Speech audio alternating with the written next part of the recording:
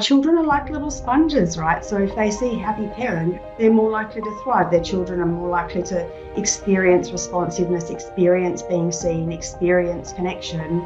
If parents are in a really good place and they feel comfortable and they feel like you can take a little bit of the pressure off parenting in the definitions that we give it in the world at the moment, and we can just make it a fun experience and a little bit more of a co-creation. Parenting is this is the one that I came up with in the last week. It's a profound human experience. It's an unfolding of togetherness where two or more souls walk side by side, learning, unlearning, and remembering who they truly are.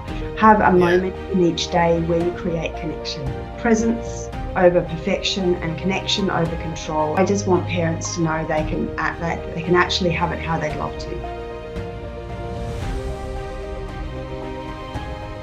Hi, everybody. It's Chris Duncan here. I am so excited to introduce you to my friend Nicole Wade. She's one of our authors in the Superconscious Parenting book. We've done a lot together. We went to Africa together, events, coaching, all sorts. So I'm so excited to now also add to our list of things we are: friend, safari, friends, client, coach, and now co-authors. So it's so exciting, Nicole. I'm so pleased you're here. I'd love you to quickly introduce yourself and maybe share a little bit about your background. Hi, thank you for having me. A little bit about myself, I guess. Most of my career's been in education, so early education predominantly. I've been in early ed for just over 30 years now, and I'm a mum of two amazing children, and I've been a coach in different formats, mostly with you, obviously. My coaching, when I started running my own business, was with you just over 5 years ago, and prior to that, I was just doing parenting coaching and directing early education services. So Wow. that's a little bit about me. Yeah, I don't know if any of the audience are going to believe that you've been in an industry for 30 years, you know. I mean, the question they might be asking is, did you start when you're like 6 or something? Oh no, Anyway. I had my birthday on the weekend, and my children remind me fairly often how old I am now. They're very, Oh, very it's weird. you're looking great, and it's hard to imagine you've been in the industry for 30 years. But anyway, so what inspired you to contribute to this parenting book?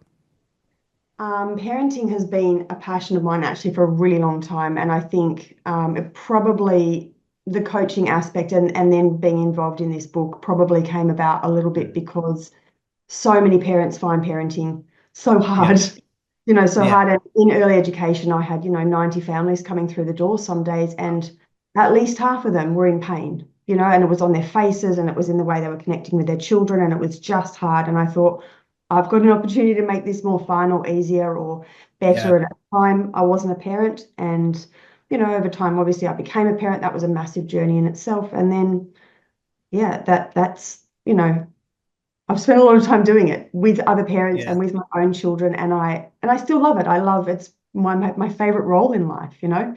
It's my favorite role in life. And so, parenting with my children, I get to have it fun for me, and then I can teach other people the same.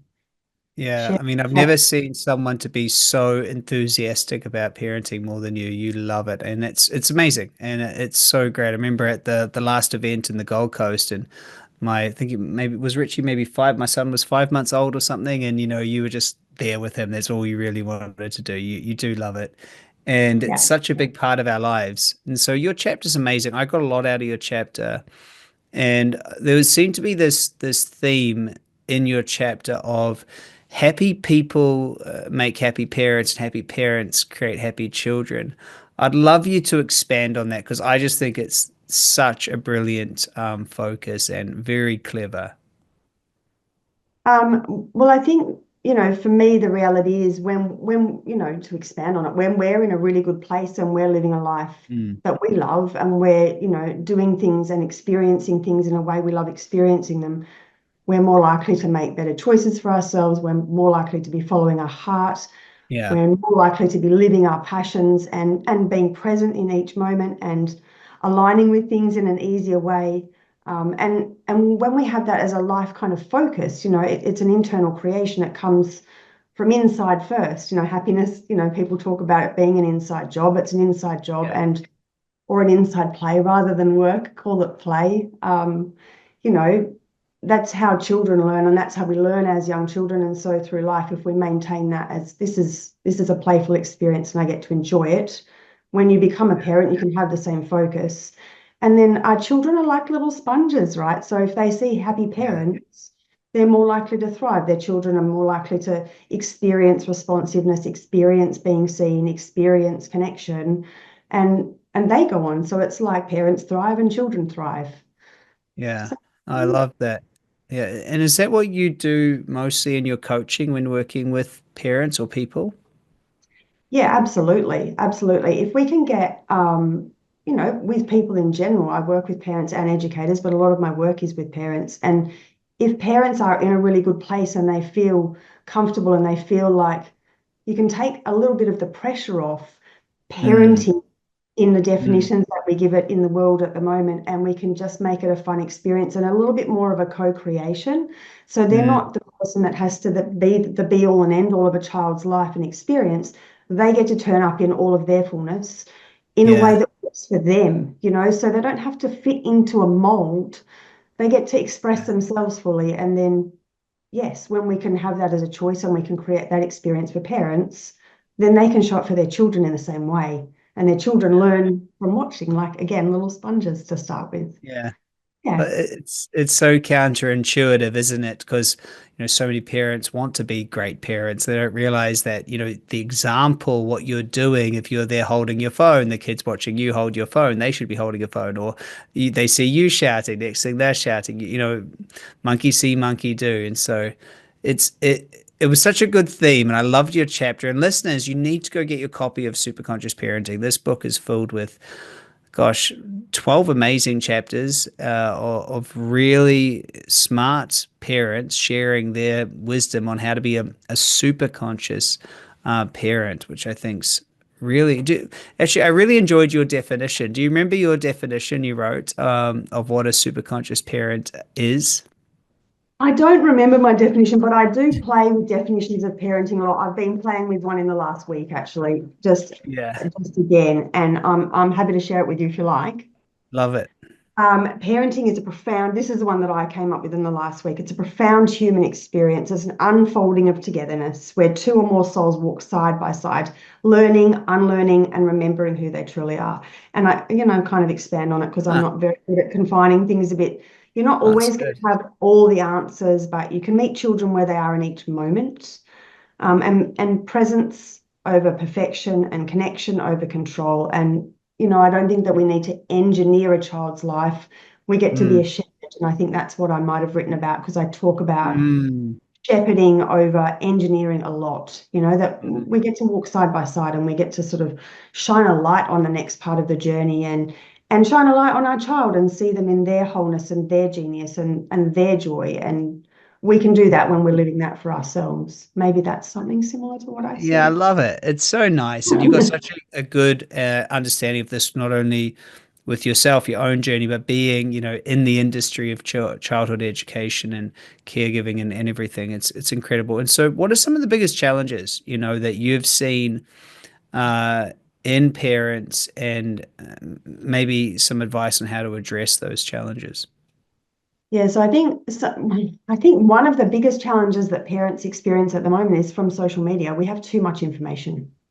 And Mm, all the information is from out there all of the time. And it's not coming from here. And we're not listening to our own hearts and watching our own children. There's so much information. This is how you do this, right? And this is how you stop them using. And, there's a lot of problem solving, right? How to stop your mm, children using screens, how to make sure they eat the right food, how to keep their mm, sugar low, there's so many how-tos. And rather than experiencing that, and then balance is the other one, mm, balance of like how much time do I spend with my children and how much time, can I go and do my own thing, and trying to create that balance across the week. And so my first piece of advice, I guess, would be if you were looking at all of the how-tos, stop and just look at your child for a little while and enjoy that and notice their gifts and listen and their strengths mm, and their interests and foster those where you can. mm, And I've got two of my own children and they're chalk and cheese. One is all about, how fast can I go and how hard can I make it and how big can the challenge be. And mm-hmm. The other one just wants to engineer and re-engineer and build and restructure everything she comes in contact with, from, bunny houses to gardens to, and so just allow them to have some time and support those things because they're having all of their learning through play. And so watching and listening and asking questions and being present to that and acknowledging and trusting that they have their own genius. If you do hit a bit of a struggle, intuition is my favorite piece of advice. Learn Yeah. intuition. Learn intuition. That was a massive game changer for me with my children. And I don't think I had conscious tools initially, but I think, I learned conscious tools working with you mostly. And so, that's a really big part. And then with the part around balance and balancing work and play and time and parenting and husband or wifing or, relationshiping in any way, shape or form, rituals are my favorite piece of advice. Have a Yeah. moment in each day where you create connection, whether Yeah. that's first thing in the morning, lunchtime, afternoon tea, dinner time, maybe your meal times have a ritual. My children and I have multiple rituals across a week. And so, one of my personal rituals is orientation choices I still do on a daily basis. And my children do something similar. I've created choices for them to use, like orientation choices for their days as well. So, yeah, I Yeah. think like little rituals become really, really beautiful anchoring points in a day, where you can all come back together. You can all come back together. If you need to, press the reset button. If not, not, and continue on. But those little moments in time become quite precious and predictable.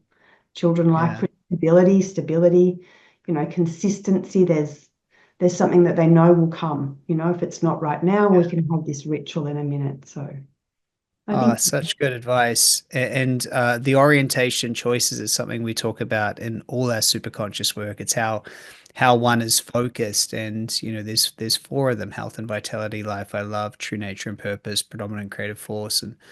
And they are to really bring the power back. And I highly recommend, parents are in those choices and are sharing those choices and empowering their kids to be in them as well. So we've covered a lot. It's not even a fraction of what's in your chapter or what you could share. I mean, we've obviously talked about rituals, happy parents making happy children, to be in your intuition, to allow them to explore their genius. There's a heck of a lot here. And I know there's some people listening and they go, yeah, you know what? I need some of this in my life. How does someone get in contact with you, Nicole? Your coaching? What do you offer? What do you do? Would you plug what you do a little bit? You're so humble, but I know you've got so much to share in this. So how can someone get coaching from you? What can they do? yeah, well, I can be reached via social media, or I Mm. actually there's a little website you can find me on, but I think email is probably the best way to contact me. And Hmm. then I do offer a free call that way as well. Yeah. So we can do a free intro call. I also have a program where I teach both parents and then teach parents how to teach their children the orientational choices.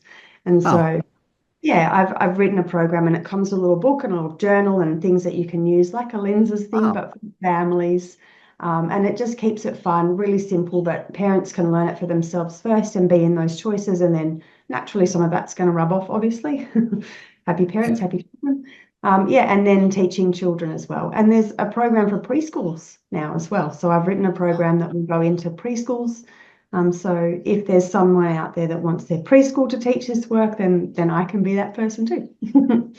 Wow, that's a lot. That is so cool because when you get your focus in the right place, if we can teach kids to get their focus in the right place, or even everyone, parents, starting with parents, adults, and then kids, where your focus goes, energy flows, and if you can put your focus and understand how to do that, everything changes. So I'm going to put all those links underneath this video so everyone can check out what you're up to. I highly recommend. The best thing I ever did is, in whatever area I want to be great at, I find a coach. I find someone who's truly mastered it. And in my opinion, this is something, you've really mastered. You've spent a lot of time in this industry, and there's massive shortcuts in having you as a coach. So it's a very good choice. And so I highly recommend everyone does that. Also, go get their copy of our book, Superconscious Parenting, which is available on the link below. So, Nicole, we're coming to the end of our short chat here. Is there one final takeaway or piece of advice or lasting leaving comment that you want to finish with? I think, I just want parents to know they can act, that they can actually have it how they'd love to. Mm, They can have a life they love, and be a parent doesn't have to be hard, doesn't have to be painful. It can be fun. You can have a yeah. really good time with your children, and you can have a really great life. And you can have it It's how you such a want it. good point. It's such a good point. And not just in this area. There are so many times we just don't allow ourselves to have it the way we want. Like I just want it this way, and this is the way I'm going to do it. And allowing ourselves to have it the way we'd love is easier said than done, for sure. But Yeah. very good message. Yeah. Mm, mm.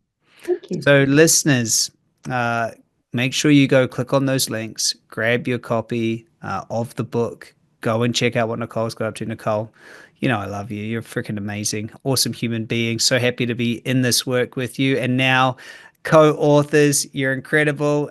Everyone out there, stay focused, stay super conscious, and I'll see you on the next episode. Go get your book. Bye for now.